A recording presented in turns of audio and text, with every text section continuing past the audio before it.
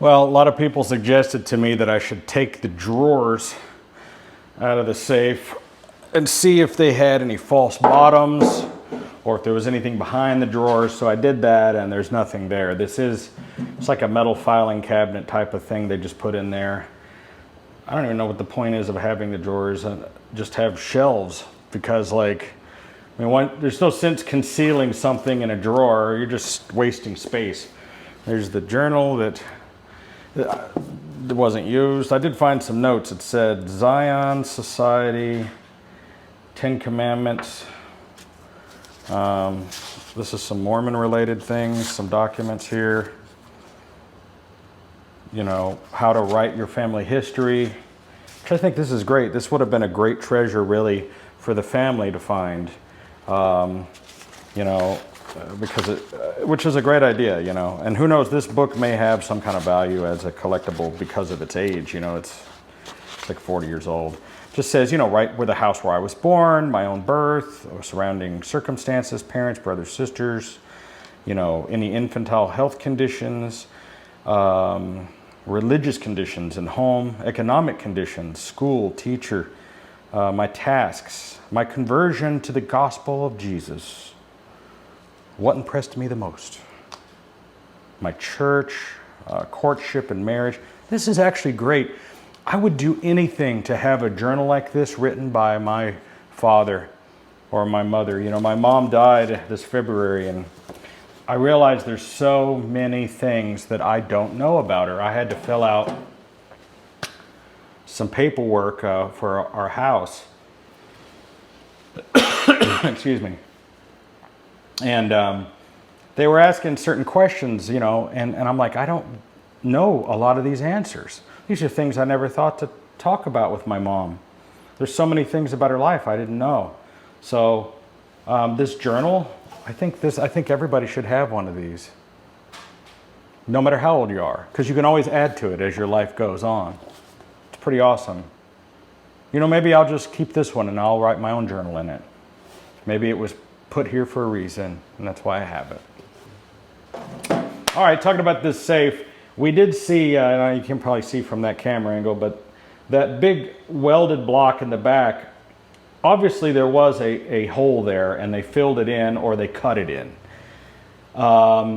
Could be that there used to be what was a hopper or drop. This could have been like down in the basement and they had a drop. It was probably in a casino because we're in Vegas. And there would be a drop, the money would go and drop into this area, be collected by whoever was in charge later. And then, you know, that's probably what that was. And so they just took a plate of steel and filled that in. And maybe the reason there's 2 plates of steel there, this makes total sense, is that this is an inch thick. And you can't just run down the street and get some inch thick steel very easily. He probably got 2 you know, half-inch pieces, welded them on each side to make one panel. That's probably the most likely scenario, just guessing. Talking about how we got in the thing, or how the Green Valley guys got into the thing. Let's go back to the original. You know, this knob that was on here is much more superior than the one they put on here, because it had so many different security features. And he said there's an additional security feature that you could have gotten, which was a privacy window, which a little tiny like sight glass that would protect these numbers that you could only see up close, so that if somebody was peering, they wouldn't be able to see the numbers. So I told him I don't need that. Nobody's around here looking. But the way this thing was designed is there's supposed to be a little gate in here, and this is called a day key. So the key, what the key was for is you could leave the combination open where it's technically locked, right? But you wouldn't be able to turn it, right? And then you could just lock this thing so it couldn't be turned, right? And that way you could easily, you know, just get in and out. But this was just an additional piece of security that would keep somebody from even being able to turn the knob. So first they'd have to have this key to even operate the knob. And then there's an additional little lock here. I'm not sure exactly what how this little lock works, so I'm not an expert. But this little thing could do something as well. I think this allowed you to scramble it without turning the knob when this was locked. I think that, I'm not sure. I'm still learning about safes. So basically, you know, this thing was mounted in the wall, and using the book that they had, it would tell them precisely at what location you could drill into this to see the little gates where the little arm could drop, right? So they knew exactly where to drill into the door where this thing would be, where it would be according to the book. And then they put in a camera with a 90-degree little scope, and they could see the physical wheels so that when they could spin them, they could see where to stop. So, I mean, it's really, they spent about 4 hours in total on this thing. So it's not like easy to get into. I mean, I suppose if you knew very intricately this whole system and had all the tools, you could do it much quicker. The time it takes to physically remove the knob, the time it takes to drill the hole, to manipulate the thing and then open it. I mean, if you knew ahead of time everything to do, you could probably do that in 20 minutes or less, maybe whatever. But drilling through this, the door is actually thicker than the rest of the safe. I mean, it is 1.5 inches thick. There's an additional 1/2 inch. And so they had to use some special bits to get through it. I mean, you could do it with a regular bit, but you'd probably go through 2 or 3 bits and it'd take you a while. He had a plug-in drill, not a wireless drill. He had a plug-in drill with these special types of bits, he said, that are real expensive in order to cut through this thing. And 1.5 inches thick. Then you have, once you get through that, then you have to drill through this thing. And so, you know, this lock is probably, I don't know. I mean, when I looked up the manufacturers of these things, they had been doing these since the late 1800s. So who knows how old this thing is? I mean, there's no date. I haven't been able to find a date on anything at all. Sargent and Greenleaf. And so here's the back of the one that I had, and it says manipulation proof. So, you know, I don't know anything about locks and safes and these kinds of things. It's all pretty new to me. But anyway, I've inspected these drawers, and they don't have any false bottoms. They're super heavy. There's really no reason to have this be that heavy duty. I mean, really. But I've checked all over it. There's no writing. I've looked up underneath there. I've looked everywhere. I can't seem to find. There's really nothing hidden here. The bottom line is it was just a safe that this guy probably got for a good deal. And probably didn't even really use it. I mean, maybe put some stuff in it, but, you know, it's really overbuilt. They told me that if you wanted to go buy a comparable safe at this security level, in today's money, you could spend $8,000 or $9,000 on something like this. I mean, just imagine the cost of steel. Like, I paid $300 for a 24 by 36 piece of 1/4 inch diamond plate recently, right? So you can imagine the cost of metal. What this thing probably weighs, gosh, I don't know. Like, pushing it is like trying to push a car. I mean, it weighs a lot. And I'm never going to put any kind of real valuables in this thing, so I don't really care. People see what's in here. So, you know, they still make this lock mechanism to this day. And it simply goes in and locks this one little cam and prevents it from opening. You know, so really, if you knew exactly where to go and your goal was to just open the safe without, and you didn't care if you destroyed it, if you had a cutting wheel that could cut through a 1.5 inch thick door, all you'd really have to do is cut directly right in this area and cut this little bar off right here, see? And once this was severed, you could open this. But it looks to me like there's this additional little, I don't know what this little thing here is. There's an additional piece of metal, ow, goddamn. Some other kind of little bar here. And I'm not sure what this is for. Like, it looks like you could optionally have an additional piece of security here of some kind. because it looks like this thing would go, they put a spacer here, but it looks like there could be an additional, some kind of bar or cam that would go here. I don't know what that's about. Maybe somebody watching can answer that for me. But basically that just allows these 3 points to lock the door, because you also have this piece that's in there to keep it from coming off. So you wouldn't be able to simply take off the hinges in any way. That wouldn't work. But really the real weakness of this whole thing would be right there. So if you had a cutting wheel that could go 1.5 inches and you knew exactly where that point was, that you could cut that off. But here's the thing about the guys that open the safe. What their real strength was is not only opening the safe, but doing it without damaging it, because this thing is good as new now. I mean, I've got a brand new lock. Now this lock was about 150 bucks. So they charged me $400 for opening the safe. They charged me $150 for this lock, and then there was tax, and then some other materials. The other materials were pins that filled in the holes. That was like, they charged me 20 bucks for that. So the behind this lock where they drilled the holes, they had steel pins that they rammed in there to fill the holes, and then they ground them flat, and then like if you were to paint over it, you wouldn't even know that anything had been done. I'm gonna clean this up and maybe even repaint it. You know, I'm looking right here and I can see that there's some tapped holes right there on this door. It looks like something, maybe there was some other kind of latch or lock. Oh, I know what it was, an alarm. That's what it was.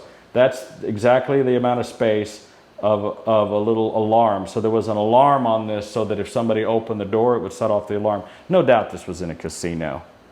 No doubt. So obviously there was an alarm mounted there. So Sargent and Greenleaf made the lock, but I don't know if that's the same people who made the actual safe. I can't find any maker mark on it in any way.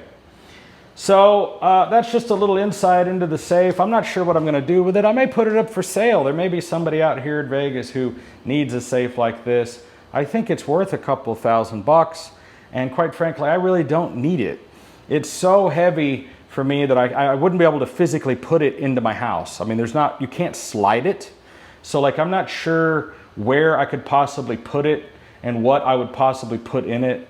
I don't have this much of anything that I need to protect. You know, I got a couple of Rolexes and I'm usually wearing them, you know what I mean? And my security is I got a Tommy gun and an AR and a couple of Berettas, and you know, if you want to brave that for my watch, that's, you know what I mean? So I may put it up for sale, but I may clean it up first, make it look pretty, and I think it just needs to be cleaned because this is a pretty heavy duty paint job on it. I'd say this thing is probably 40s or 50s, maybe 60s. Some of this hardware on here, just the way it looks, I'd say 50s or 60s. Pretty awesome thing. Also, by the way, they taught me that with the instructions, what you get is you get this little Allen key. It's a little type of key, and that goes into this thing here. And then you have a different, I don't want to spin the wheel, but there's another little mark here, and that's your setting mark. And so you put that key in and you turn it, and then you dial in a new combination to that mark, and then you take the key out, and now, so you can infinitely set as many combinations. I think it said on here like there's millions and millions of combinations that you can do on here. So by the factory though, the factory setting is 50 or 41. So all 50s or 41. It says factory setting of 50 or factory setting of 41 to unlock on a 3-number combination starting anywhere. I don't know if you have to have the original combination in order to change it if it's open. Maybe not. Not sure how that works.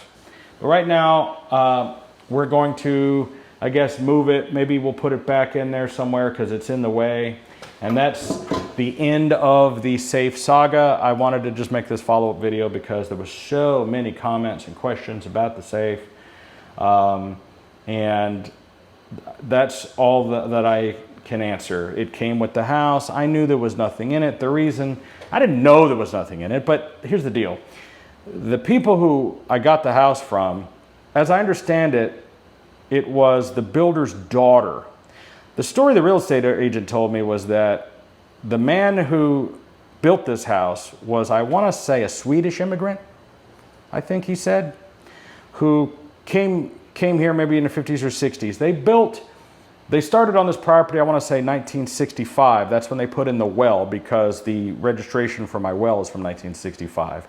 And that's when they built that other office building that I have out of concrete and brick. And I guess they lived in that building for a number of years because they didn't build the main house until about 1975, I think, is when it was registered. So for about a period of 10 years, they built up their business or whatever, and they lived in that building. And, you know, because it was set up as a house, but as a concrete brick building. And they built my house in a very, you know, farmhouse style of build. And then in 2014, it was completely renovated. But I think, I don't know exactly all the timelines, but as I understand it, the daughter of the guy who built the place, her and her husband, I think his name was Glenn, they built a new house, and her father said, you know, we really like your new house. We kind of would like to retire. This property is too big for us, and you're starting your business or whatever. Why don't we swap? We'll let you have this property, and you take it, you know, and we'll take your new house. We'd rather have a smaller place. And they said, well, heck, that's a great deal. We'll do it. And so that's what I understand happened. So Mr. Glenn lived here for many years, and I'm not sure for how long. I know he was into motorcycles. He was into dirt bikes and things, him and his sons and things. And so anyway, I tell you that story because the fact of the matter is that since the daughter and her husband lived here for a great number of years, either he acquired the safe, or if they got it from her father, they would have known that they would have had access to it, and they would have known there was nothing in it. And they probably just left it because they're like, how are we going to move a 1,000-pound safe? We don't need it. There's nothing in it. It's just in the way, so they left it. And quite frankly, they were using it as a step. It was down in that pit, if you remember the first video, and they were using it as the step to jump down onto and then down into the pit, which is a great place to put it, because if you had covered up the pit, you know, with the covers that it did have covers on it, you'd never know this was down there. And even if it was, you know, you're not getting it out. But thankfully for me, there was a 3,000-pound swing hoist there, and he had welded this. That's how he got it down in there, and that's how I got it out. So yeah, if you wanted to steal the thing, you could have come backed in with a truck or a trailer, lifted it up with a hoist and put it in there. And that's probably how they got it in there. And it's probably why it was there, because it was the easiest way that they could move it around. And for all I know, they might have put that hoist in there just for this job. Who knows what they were using it for. But he's got a lot of different trolley hoists around here. In my other parking garage, there's a beam that runs all the way across with another swing hoist that runs all the way across. I don't know what he was hoisting all the time, but I know that he was into old trucks and motorcycles, and he was all the time hoisting shit. So I really wish I had the opportunity to talk to Mr. Glenn. I would love to be able to talk to the, that's not his whole name, but I know his name was Glenn. And I would have loved to have been able to talk to him and ask some of these questions and get some of these things answered. But for some reason, the real estate agent told me that the family wants nothing to do with the new owners, me. They don't want to talk about it. They don't want to visit here. They don't want to come here, nothing. They've been very weird about it. You know, I don't know. It's very unchristian, quite frankly. So Mr. Glenn, if you come across this video, please reach out to me. You know where I live. I would love nothing more than to talk to you. So anyway, that's all the questions and answers I have about the safe. I hope that quells it. No more comments about the safe. We're done with it. I'm going to push it out in the other area and move on with my life. That's it. We're done. Thank you.